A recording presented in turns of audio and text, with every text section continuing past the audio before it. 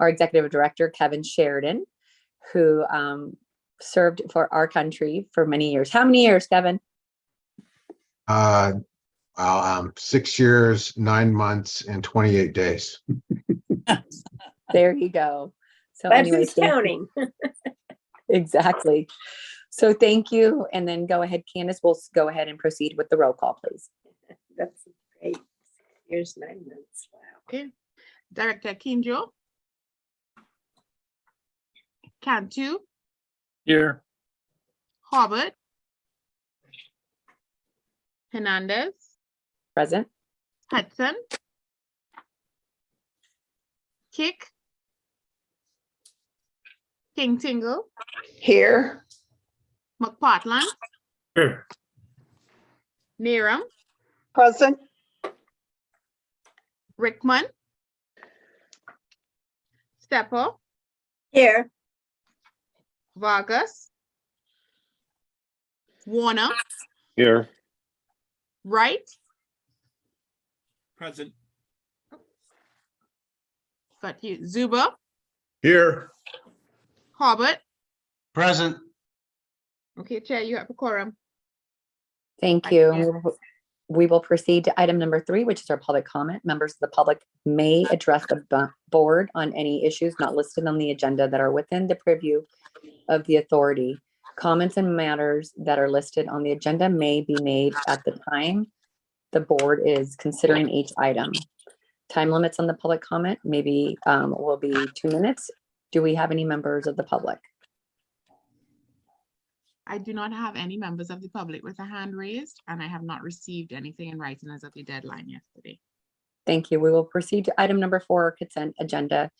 And as you see, I'm sure you guys have all reviewed the consent agenda. May I please get a motion? I'd like to move the consent agenda items on the minutes, the treasurer's report, and the resolution 2020-22. I'd like to second that. I'll second. Thank you. We have a first and a second. May we please get a roll call? Second was King Tingle, yes? Correct. It was Stepper and Ms. Tingle. Thank you. Okay, Akinjo. You're muted. What was the motion? I missed it. I just came in. For the consent calendar. Okay, yes, please. And congratulations. Thank you, ma'am. Cantu. Yes. Hobart. Yes. Hernandez. Yes. King Tingle. Yes. McPartland. Aye. Neeram. Aye. Stepper. Aye. Warner. Yes. Wright. Yes. Zuba. Yes. Motion passes. Thank you. And we will go ahead and go to item number 5, which is our hydrogen product facility update. And this is an informational item. Yes. Good afternoon, Vice Chair Hernandez, members of the board, Ritter, Deputy Director at Valley. This item is to provide an update to the board on our efforts to be able to advance the implementation of this aspect of the Valley Rail project. As the board may recall, back in September of this year, the board approved the hydrogen production feasibility study, which was intended to be able to identify a path forward and how we might be able to implement such a project with the intent to be able to seek private sector support in being able to bring both expertise as well as leveraging other types of funding opportunities to be able to implement such a project. That path forward at that point in time also identified a next kind of stage in the process in which we would be seeking to bring on another consultant team to support the planning and preliminary design work for the hydrogen production facility, as well as to support our efforts as staff to be able to develop a request for proposal process to be able to solicit private sector interest in the project.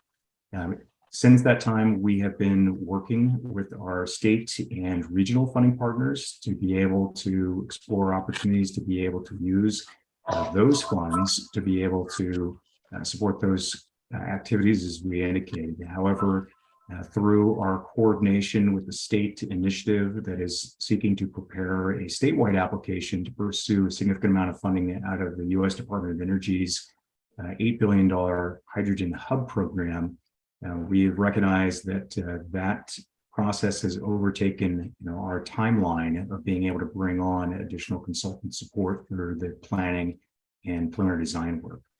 As such, staff has developed, with support of our legal counsel, a request for proposal to be able to solicit private sector interest in the project concept that we released back in early November with the intent to seek proposals from prospective private sector partners in early December. And the intent is to be able to go through this process to be able to identify, again, a prospective private sector partner, as well as some of the proposed, various business models that could be able to support our needs, as well as what might be as demand in the market for hydrogen, as we've identified for potential use by other transit operators, as well as the trucking industry, and then meet the timelines that are currently identified by the state to be able to prepare and to present proposals for these types of concepts as a part of the state's initiative, which is currently targeted for January. So we wanted to make sure that the board was aware of these efforts, but again, we are very encouraged through our conversations with the various state agencies that are involved in the development of the statewide application for the U.S. Department of Energy funds, and their interest in energy around our project, and looking at this as a opportunity to be able to advance the solicitation of private sector interest to be able to maintain a position for the Valley Line project as a part of that overall statewide process. With that, I am happy to take any questions that you might have. Thank you, Will, for all the information. Do I have any questions from the board? Candace? I don't have any board members with the hand raised. I have one attendee. Sure, I will go ahead and ask for public, if there's any members of the public that would like to have it. The first one is, I have a board member just raised a hand. Which one do you want to go first? I will go back to the board member, please. Okay. Director Wright. I should unmute. Okay. Thank you, Chair. Going back to the report, I know the comment was made to look for private sector partners. I'm also hoping that we're not going to exclude any public sector partners who might be able to work with us. I'm thinking specifically of East Bay Community Energy, as I see some very strong synergies there, and maybe can help both people along the path. Yes, and I appreciate that question, Director Wright, as we have been actively engaging with East Bay Community Energy, program relative to, now their service territory being extended into the city of Tracy, their efforts that we understand, with the city of Stockton, as well as, potential here for the unincorporated San Joaquin County. And so we've been, engaging with them in some of the conversations as being, involved in the project, most likely through renewable energy, distribution to the facility, in addition to, where they may have a potential interest in being able to help us also stand up some of the on-site renewable energy generation that we had presented as kind of a companion to the hydrogen production facility. Good to hear. I did want to point out that the city of Stockton and EBCE have both approved Stockton's request to join EBCE, and it's currently waiting CPUC approval. That's great. That's it. Thank you, Director Wright, and thank you for joining EBCE. I was a board member many months ago, so we appreciate your support. And so, Candace, we'll go ahead and go on to public comments. Any members of the public? Yes. I have Vaughn. Can you hear us? Yes. Can you hear me? Yes. Yes, we can Okay. hear you. Thank you. With respect to the plan, it emphasizes several times that you're going to go for generation by way of electrolyzer. The DOE hub type of thing is looking to come up with all sorts of techniques on generating hydrogen over the next 30 or 40 years. Plus, the IRA gives tax benefits, write-offs and stuff like that for generating hydrogen at a lower cost. What facility is there in the contract that going later on, maybe 2029, 2030, that kind of stuff, to go into or use something other than electrolyzers if it comes up? There's several things that are being worked on that are much more efficient, supposedly. They're on the bleeding edge now, but what facility is there for the contract to be able to migrate or adapt or add to the generation other than electrolyzer generation of H2 from water type of thing? So the feasibility study has actually outlined a phasing process for the build out of the concept hydrogen production facility.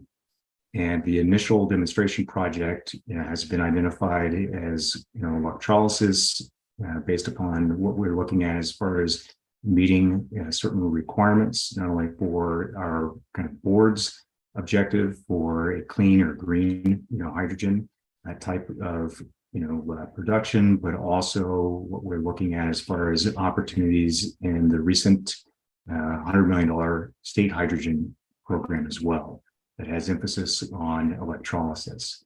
That being said, that was part of the strategy with a phased, build out of the facility to be able to support, the opportunity for maturation of, technology around hydrogen production, but again, making sure that it is done in such a way that it meets those types of sustainability and climate goals.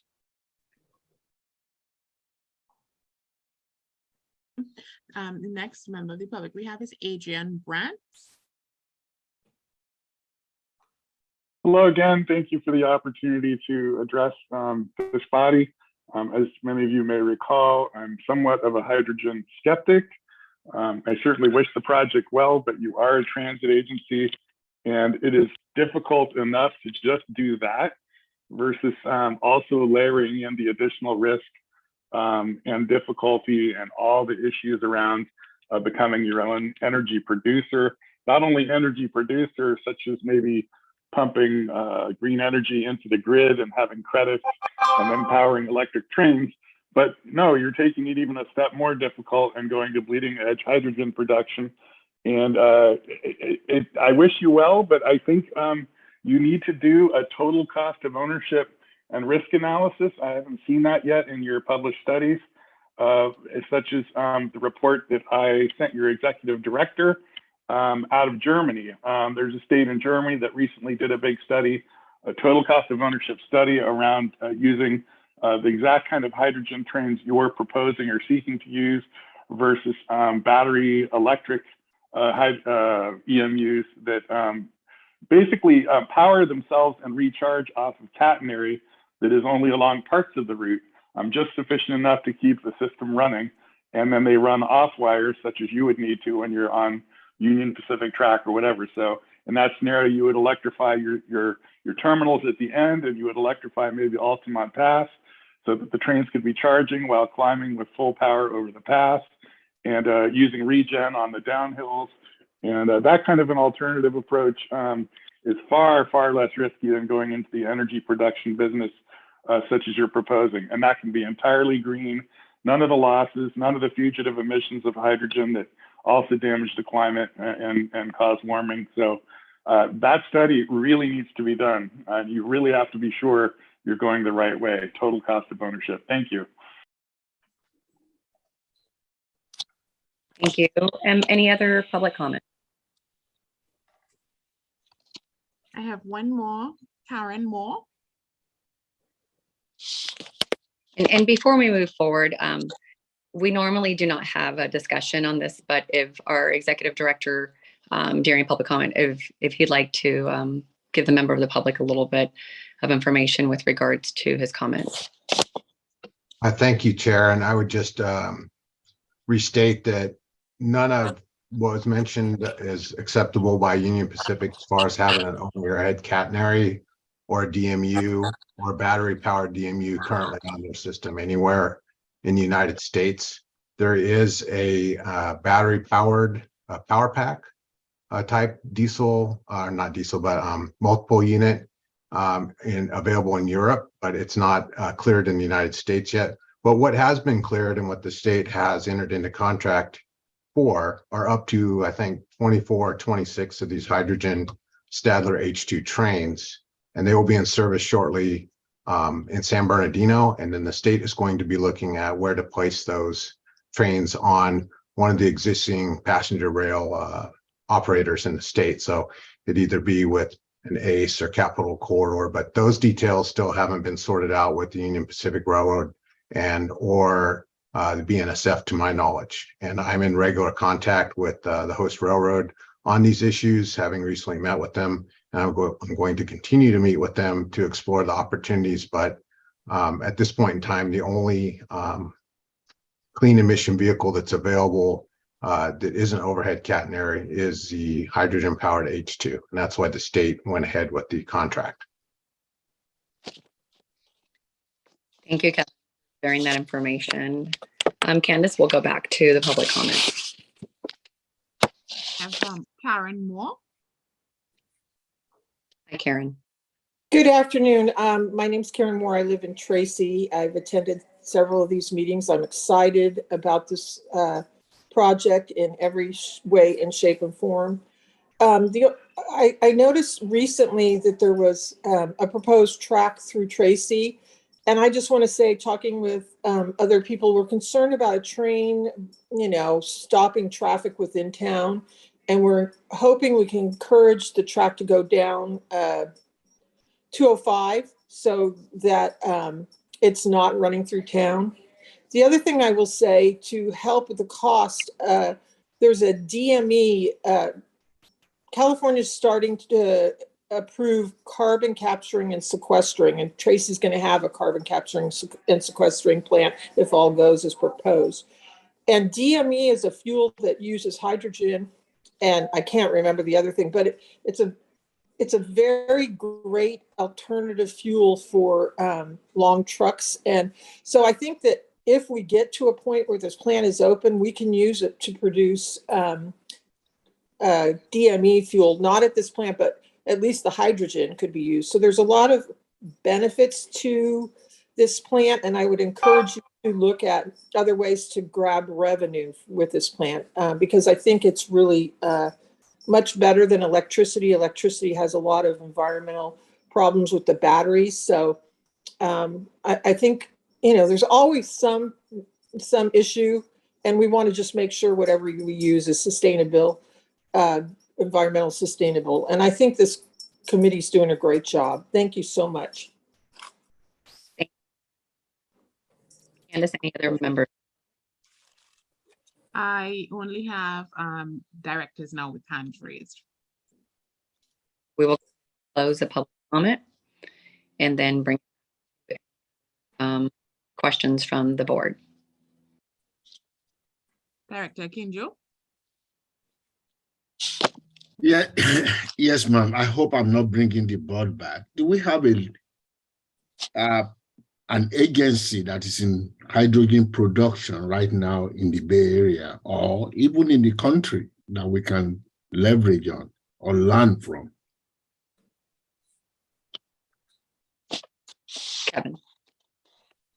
Thank you. And look, to Will, correct me if I'm wrong, but I believe AC Transit has a hydrogen facility to fuel part of their trains, but it's not, it's on the smaller scale, and they're looking to increase the scale of their hydrogen buses and seeking partners as well to look for expanded opportunities. And Will, am I correct, just to make sure I'm not misinforming anybody, but I believe AC Transit had the first one operating by 2013, maybe an early thought of as 2006. It was planned in 2006. I think it went into production in 2013 or around 2013. But we are looking towards a production that is bigger than AC Transit, that requires more hydrogen and regular productions. Any idea if that is built in? My concern is that based on this technology that we might have to spend a little bit more to get it to be really, really efficient. And the cost, like the other gentleman said, it could be a little bit prohibitive if we don't have something to learn from instead of starting from scratch. We don't have to reinvent the wheel. We have engineers on this board that can guide us, and we can learn from those that are really doing it that is more efficient. Point well taken. And to answer your question, I believe Plug Power, and again, I look to my staff if I'm mistaken on this, but Plug Power in the San Joaquin Valley, maybe Madera, Merced, has a very large production hydrogen facility. I mean, way larger than ours ever intends to be, for that matter. So these are going to be developed, and one of the reasons that the RFP was done is to bring in the expertise, as you're mentioning, Director Kinjo, and others that have asked questions, to really explore right sizing the facility and what the opportunities are as the technology evolves very rapidly over the course of the next 3 years. And specifically, AB 209 that was passed by the governor focused a large amount of money to explore pilot and demo programs to further advance the research and development of these hydrogen production facilities.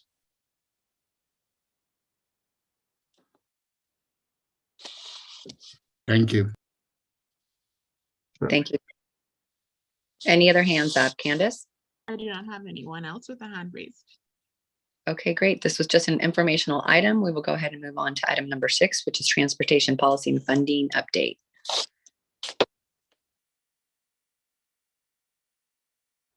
Yes. Good afternoon again, Vice Chair Hernandez, member of the board.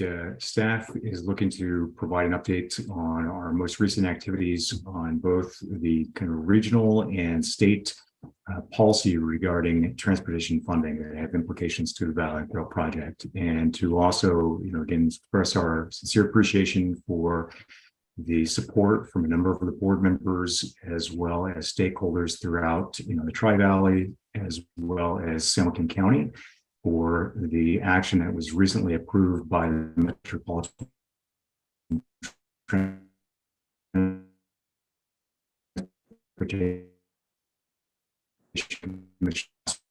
week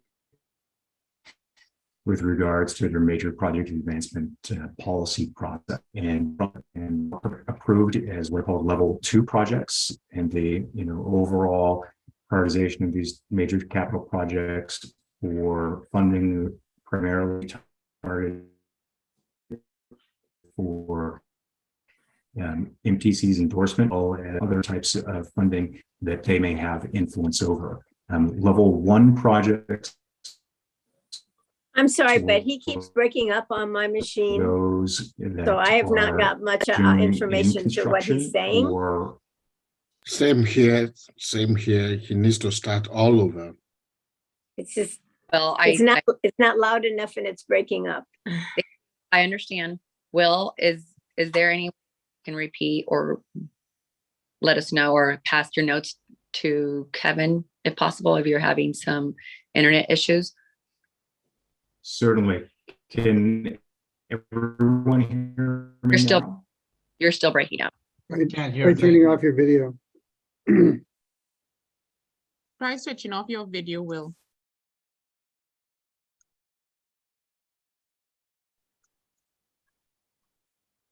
Yeah, you're muted. Let's try again, Will.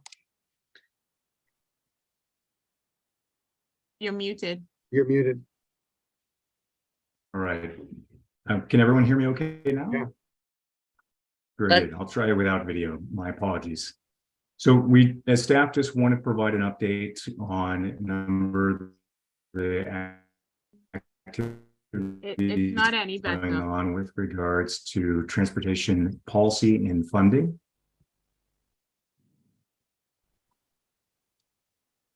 It looks like Will's experiencing some technical difficulties on his on his end. So this is just an information item.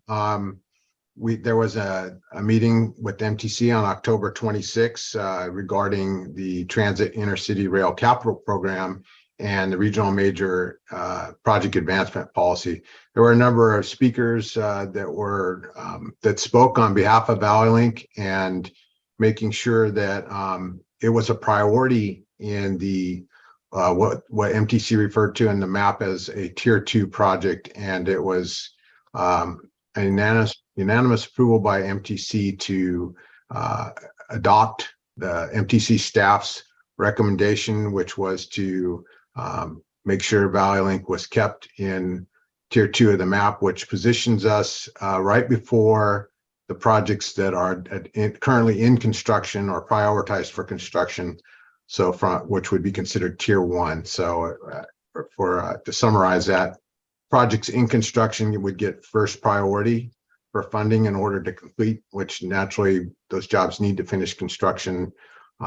As we know, sometimes projects have overruns or have other cost increases during construction. So it's important to finish those jobs for the agencies and for the public that have made those investments. And then there's the tier 2 list. And as projects in the tier 1 list are in construction complete, then the projects in tier 2 theoretically move up in the queue. And we were happy to have the recommendation by MTC staff and for those that spoke on behalf of ValleyLink. Thank you, Kevin. And it is, and I would like to thank the board members that were able to take a few minutes or half an hour of your time that day to be able to call into MTC. So we really do appreciate it. And it passed unanimously. So that was great for us. And then I'll go ahead and ask if there's any questions from the directors. Candace? I do not have any directors with a hand. Thank you. I will ask if there's any members of the public. No members of the public with a hand raised either. Thank you. And with that, not having any questions with regards to the transportation policy and funding update, I will go ahead and move on to item number 7, which is our executive director's report. And again, this is informational. Thank you, Vice Chair. I'll try to make it quick. So with respect to the virtual meetings and the emergency action, it's anticipated that we'll be able to continue having virtual meetings till the end of February, at which point in time, I believe what I've heard at least is that the executive order will be lifted and there'll be we'll have to go back to some sort of hybrid or regular board meeting. And I'll work with legal counsel on that when the time comes after the first year to figure out what that looks like based on what the law is for the Brown Act and other information that comes out. With respect to where ValleyLink is with the environmental process, ValleyLink is releasing the notice of preparation for the subsequent CEQA estate environmental impact report, and also beginning the NEPA process with the FTA and Caltrans. That will occur on November 14th. So this Monday, we'll be releasing that. You'll see in about 9 different newspapers the release of notice of preparation for the environmental document. Let's see. There was a hydrogen summit last month that Supervisor Halbert helped lead. It was very informative to what Director Kinjo, you were asking about what's going on in the region for hydrogen. ACTC is with ACTC, of course, and there was a number of individuals on the panel talking about hydrogen in the area and where the next available technology should go. They gave some of the organizations gave presentation on, they've been using battery powered buses, which they work in some instances, but they're harder to charge at certain times. Like, for example, last summer we had rolling blackouts or somewhat of an energy crisis, and they weren't able to charge their buses. So they're very much looking at new technology surrounding hydrogen and expanding their fleet of buses, just like rail is looking to expand its fleet using hydrogen power. And then we had an update for our conflict of interest code, and I would turn that over to legal counsel for a brief update. Sure. Because this agency is multi-county, our supervising agency for our conflict of interest code is the Fair Political Practices Commission. It's taken some time, but the FPPC has approved our conflict of interest code, so our updated one. So just to report that everything's good, and we have no more action we need to take with regard to that. So I know everyone continues to file their Form 700s on schedule, and we're in good standing with the FPPC. Thanks. Okay, great. Thank you. And it looks like I'm going to bring it back to the board, and Mr. Director Akinjo, you have a question? Yes, this is for Kevin. Kevin, is there a way we can have some of this presentation about the hydrogen summit? Is that possible? Certainly. Or where can we read about those industries? We can gather the information, and I'll follow back up with you on it to see what's made available through ACTC. It was, there's an agenda and there was a panel, and maybe Director Halbert, if you have any input on that. It's likely recorded, Kevin. I can't say for certain, but I bet we recorded it. And as you mentioned, some really good participants. I think it would be well worth it providing the link if that's available. I will search for that link. Yeah, my recommendation would be to call Tess and ask her Yep. if she, and then just send it to the entire board, because it'll make it easier that the entire board gets it. Will do. And just to conclude real quick, Vice Chair, I do want to thank you for the Veterans Day, but also acknowledge two board members that we have that are veterans, Director McPartlin and Director Warner also. And that's it. No, thank you. We really appreciate, our veterans. And so if you take a little time to send them a nice note, or just to say thank you for your service, we really appreciate it. And then item number 8 is our director's discussion, comments, questions, any future agenda.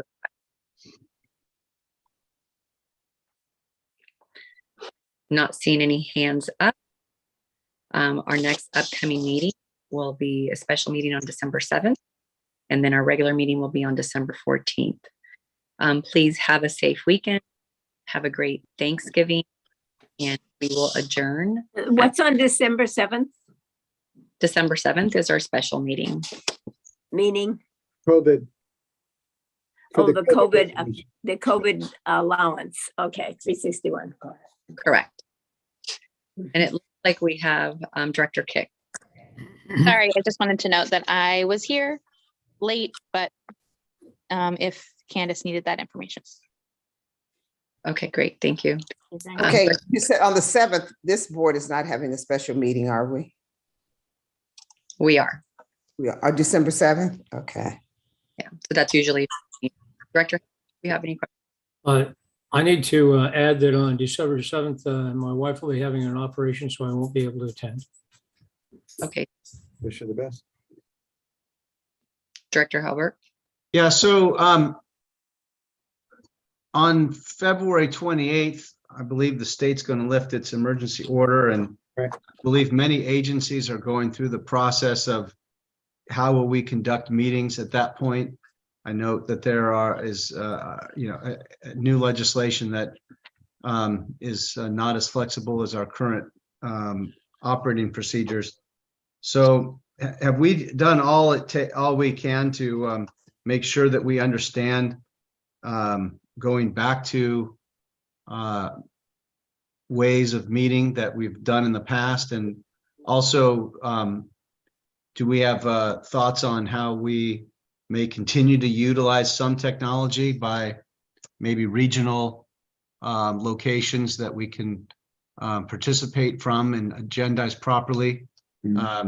Have we adopted protocols like that or discussed them at all, Kevin?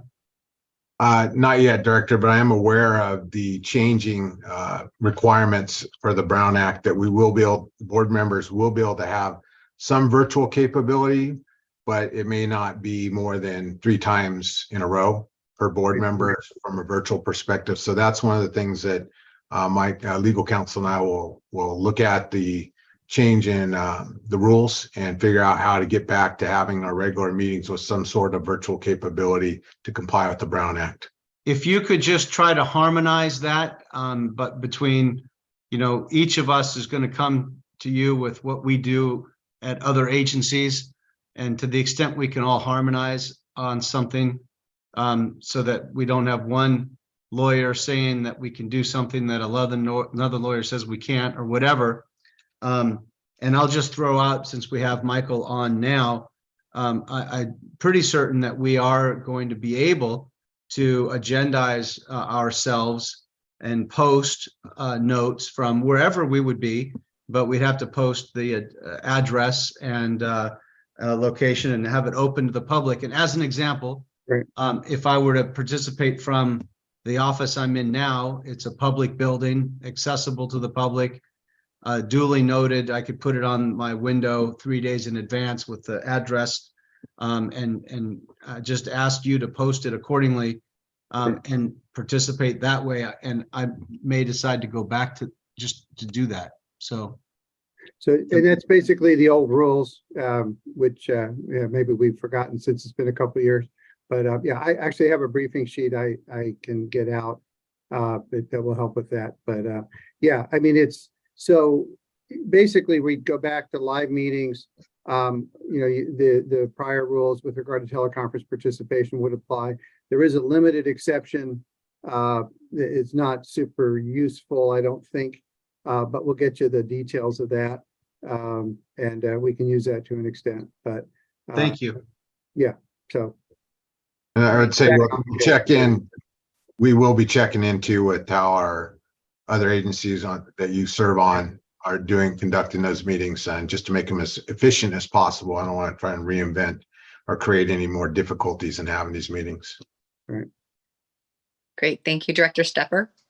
I just wanted to clarify the length of the meeting on December 7th, which of course is Pearl Harbor Day, and I'll be up at the college for the ceremony and leaving by around 3. Is that an issue? It should be a very short meeting.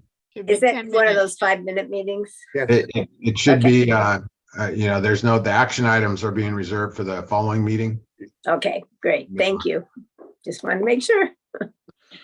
We'll get a notice to put it on our calendar, right? Yeah. Yes. Candace. All right. I do not see any more hands up. Candace, am I good to go? Yes, Okay. sure. So again, our upcoming special meeting is December 7th, quick meeting. And then our regular meeting is December 14th. Thank you again. Have a great Thanksgiving vacation or weekday. And our meeting is adjourned at 2:39. Everybody have a good holiday.